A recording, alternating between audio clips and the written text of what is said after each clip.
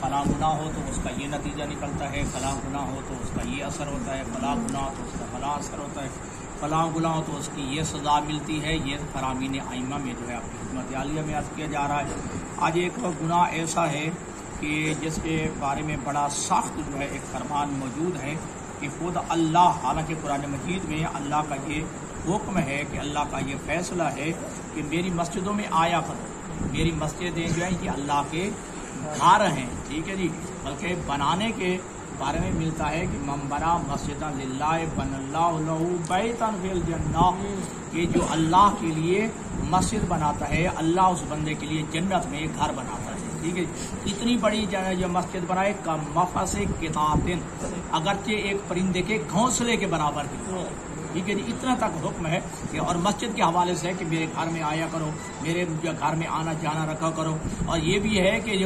جو بعد میں جو اپنے گھروں میں نماز پڑھتے ہو اس کا ثواب کچھ اور ہے، جو مسجد میں نماز آ کے پڑھتے ہو اس کا ثواب کچھ اور ہے، پھر مسجد میں بھی آ کر جماعت کے ساتھ جو نماز پڑھتے ہو اس کا ثواب کچھ اور ہے۔ یعنی گویا مسجد کی فضیلت بتائی جا رہی ہے کہ مسجد میں آؤ، اللہ خود کہہ رہا ہے کہ میرے گھروں میں آؤ کیونکہ یہ مسجدیں میرے گھر ہیں، ٹھیک ہے جی، مسجدیں جو ہیں یہ زمین پر میرے گھر ہیں۔ اور قرآن مجید کی آیت ہے کہ ومن اظلم ممن منع مساجد اللہ ان یذکر فیہا اسمہ وسعی فی خرابها، اس انسان سے بڑا ظالم کون ہوگا جو اللہ کے گھر میں ہی اللہ کا ذکر کرنے سے منع کرے، ٹھیک ہے جی، قرآن کی آیت ہے کہ اس سے بڑھ کر ظالم کون ہوگا جو اللہ کے ہی گھر میں ہی اللہ کا ہی ذکر کرنے سے منع کرے، وسعی فی خرابها، اور اس سے بڑھ کر کون ظالم ہوگا جو اللہ کی مسجدوں کو ویران کرنے پہ درپے ہو کہ اللہ کی مسجدیں برباد ہو جائیں، اللہ کی مسجدیں ویران ہو جائیں، اللہ کی مسجدیں خالی ہو جائیں، اس سے بڑا ظالم کون ہوگا۔ اب باوجود اس کے کہ مسجد کی یہ فضیلت ہے لیکن ایک گناہ ہے، اللہ فرماتا ہے کہ میرے حبیب ان کے کہہ دو کہ میرے گھروں میں نہ آیا، ٹھیک ہے جی، ان کو کہہ دو کہ میرے گھروں میں نہ آیا کرے، حالانکہ اللہ خود کہتے ہیں میرے گھروں میں آؤ، میری مسجدوں میں آؤ، ٹھیک ہے، لیکن ایک گناہ ایسا ہے کہ اللہ اپنے حبیب سے فرماتا ہے کہ میرا حبیب انہیں منع کر دو کہ میرے گھر میں نہ آئے، میری مسجدوں میں نہ آئے۔ کیا ہے حدیث؟ حضرت محمد مصطفیٰ صلی اللہ علیہ وآلہ وسلم ارشاد فرماتے ہیں اوحی اللہ الیہ، خالق اکبر نے مجھ مصطفیٰ پر یہ وحی نازل کی، ٹھیک ہے، میرے اوپر یہ وحی اتاری کہ ان اخل مرسلین یا اخل منذرین، اے سابقہ نبیوں کے بھائی مصطفیٰ، اے سابقہ رسولوں کے بھائی مصطفیٰ، کیا کر انذر قومک، اے میرا حبیب اپنی قوم کو ڈرا، اپنی قوم کو تنبیہ کر اور یہ کہے ان کو لا يدخلوا بیتا من بیوتی، وہ میرے گھروں میں سے کسی ایک گھر میں بھی نہ آئے، میری مسجد میں سے کسی مسجد میں نہ آئے، کس حالت میں نہ آئے، وَلَا أَحَدٍ مِّنْ عِبَادِي عِنْدَ أَحَدِهِمْ مَظْلِمَةٌ، جب وہ میرے کسی بندے پر ظلم کر کے آئے، جب جو ہے میرے بندے کا حق کسی کے ذمہ ہو، اس حق کو غصب کرتے ہوئے، اس جو ہے زیادتی اور ظلم کو جو ہے کرتے ہوئے اس حالت میں میرے گھر میں نہ آئے، ٹھیک ہے جی، کسی کے حق کو غصب کرنا، کسی پر ظلم کرنا، کسی کے ساتھ زیادتی کرنا، ٹھیک ہے جی، یہ ایسا گناہ ہے، اللہ فرماتے ہیں جب اس حالت میں ہوں تو میرے گھر میں نہ آئے، ٹھیک ہے جی، ہاں، لیکن اب دیکھیے گا اگر کوئی بندہ خدا کسی کا حق غصب کر کے، کسی کے ساتھ زیادتی کر کے، کسی کے ساتھ ظلم کر کے اللہ کے گھر میں آ بھی جائے، نماز بھی پڑھے، اس کے باوجود اللہ فرماتا ہے فَإِنِّي أُلْعِنُهُ مَا دَامَ قَائِمًا يُصَلِّي بَيْنَ يَدَيَّ، جب تک وہ بندہ میرے سامنے نماز بھی پڑھتا رہتا ہے میں اللہ اس پہ لعنت کرتا رہتا ہوں، اپنے بھائیوں کا حق غصب کر کے، اپنی بہنوں کا حق غصب کر کے، اپنے عزیز و اقارب کا حق غصب کر کے، جی اپنی اولاد کا حق غصب کر کے، جی اپنے یتیموں کا حق غصب کر کے، اپنے عزیز و اقارب کا حق غصب کر کے، کسی حق کو غصب کر کے جو بندہ آئے مسجد میں، پہلے تو اللہ نے منع فرما دیا کہ میرا بھی نہ منع کر دو کہ میرے گھر میں نہ آئے، ٹھیک ہے، اگر آ بھی جائیں نماز بھی میری پڑھ رہے ہوں، جب تک جو ہے کسی کا حق ان کی گردن پہ ہوگا، جب تک کسی کا جو ہے حق ان کے جو ذمہ ہوگا فإنی أعلنه ما دام قائما قائما یصلی بین یدیا، میں اللہ اس وقت تک اس پہ لعنت کرتا رہوں گا جب تک وہ میرے سامنے کھڑا ہو کے نماز پڑھتا رہے. لہذا اپنے ذمہ اپنے سر کسی کا حق نہیں ہونا چاہیے، حق کے خدا بھی نہیں ہونا چاہیے، حق کے رسول بھی نہیں ہونا چاہیے، حق کے اہل بیت بھی نہیں ہونا چاہیے، حق کے ائمہ بھی نہیں ہونا چاہیے، حق کے رشتہ دار بھی نہیں ہونا چاہیے، حق کے اعزاء و اقارب بھی نہیں ہونا چاہیے، یتیموں کا حق بھی نہیں ہونا چاہیے، ہمسایوں کا حق بھی نہیں ہونا چاہیے. اپنا حق ادا کر کے پھر اللہ کے گھر میں حق کے سادات، حق کے اہل بیت، ٹھیک ہے میں نے عرض کر دیا، حق کے سادات میں جو ہے وہ بھی کسی کے ذمہ نہیں ہونا چاہیے. جو اللہ اور اللہ کے رسول اور اہل بیت رسول کا حق ہے وہ ادا کر کے اس کے بعد جو ہے پھر والدین کے حق ہے، اولاد کے حقوق ہے، بیوی کا حق ہے، ٹھیک ہے، یتیموں کا حق ہے، غرباء فقراء و مساکین کا حق ہے، ہمسایوں کا حق ہے، علماء کا حق ہے، طلباء کا حق ہے، بہت سارے حقوق ہیں جو پورا ایک کتاب ہے امام زین العابدین علیہ الصلوۃ والسلام کی. اس پوری کتاب کا نام ہی ہے رسالۃ الحقوق، شاید اردو میں چھپ گئی ہو، رسالۃ الحقوق.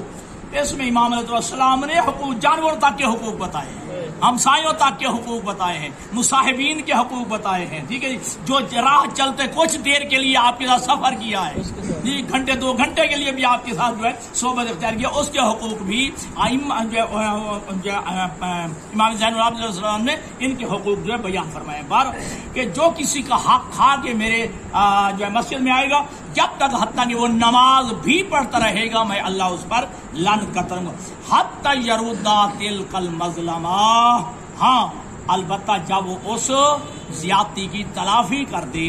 جب اس حق کو جو ہے جو اس کے ذمہ ہے واپس کر دے، کسی کے ساتھ زیادتی کی ہوئی ہے تو اس کی معافی مانگ لے، تلافی کر لے، تو ہاں یہ ایک اور مسئلہ ہے. پھر اللہ کہتا ہے کہ ہاں اب میرے گھر میں آئے گا، ٹھیک ہے، اب جب میرے گھر میں آئے گا نماز پڑھے گا تو اس کی نماز بھی قبول ہوگی اور میری طرف سے اس پر رحمت بھی نازل ہوگی. اب اگلا جملہ قابل غور ہے، وَأَكُونُ سَمْعَهُ الَّذِي يَسْمَعُ بِهِ. اگر انسان یہ کام کر کے کسی کے حقوق ادا کر کے پھر میرے گھر میں آئے گا، کیا وہ ایسا کہے گا تو میں اس بندے کے کان بن جاؤں گا، الَّذِي يَسْمَعُ بِهِ، جس کے ذریعے وہ بات کو سنے گا. ہاں وَبَصَرَهُ الَّذِي يُبْصِرُ بِهِ، میں اس کی جو ہے آنکھیں بن جاؤں گا جس کے ذریعے یہ دیکھے گا. وَيَكُونُ مِنْ أَوْلِيَائِي وَأَصْفِيَائِي، اور یہ بندہ میرے اولیاء میں سے شمار ہو جائے گا، میرے برگزیدہ میرے چنے ہوئے بندوں میں اس کا شمار ہوگا. وَيَكُونُ جَارِي مَعَ النَّبِيِّينَ وَالصِّدِّيقِينَ وَالشُّهَدَاءِ فِي الْجَنَّةِ. جب کسی کے حقوق ادا کر کے پھر جب مسجد میں آئے گا تو یہ بندہ جی اللہ کے حبیب فرماتے ہیں کہ یہ میرے اولیاء، ہاں تو وہ اولیاء بزرگاں، اور پھر کہا کہ یہ جنت میں انبیاء کے ساتھ، صدیق کے ساتھ اور شہداء کے ساتھ مجھ محمد کا ہمسایہ ہو. ٹھیک ہے جی. لہذا کسی کا حق کھانا نہیں چاہیے، حق غصب نہیں کرنا چاہیے. اگر یا کوئی خدا نخواستہ زیادتی ہو گئی ہے تو اس حق کی تلافی کرنی چاہیے. صلوات پڑھیے محمد والے.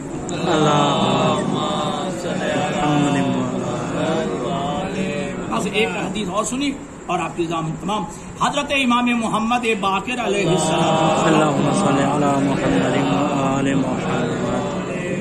ارشاد فرماتے ہیں کہ اربعۃ عشرون شیء عقوبہ، 4 چیزیں ایسی ہیں جس کی سزا جلدی مل جاتی ہے، جس کا عذاب جلدی انسان کو دنیا میں مل جاتا ہے. کیا؟ رجل احسنت الیہ ویقافیک بالاحسان الیہ اساءۃ، وہ شخص کہ جس وقت تم احسان کرو اور وہ تمہیں اس کا بدلہ برائی کے ساتھ دے. تم تو ہے کسی کے ساتھ نیکی کرو، اچھا جو ہے اس کے ساتھ نیکی کرو، لیکن وہ تمہاری نیکی کا جواب برائی میں دے، اس کا جو ہے فوراً جو ہے اس کو سزا مل جاتی ہے کہ اس نے تیرے ساتھ نیکی کی ہے اور تو بجائے اس کے کہ نیکی کا جواب نیکی کے ساتھ دے، ٹھیک ہے، الٹا اس کا. حالانکہ قرآن کا کیا فیصلہ ہے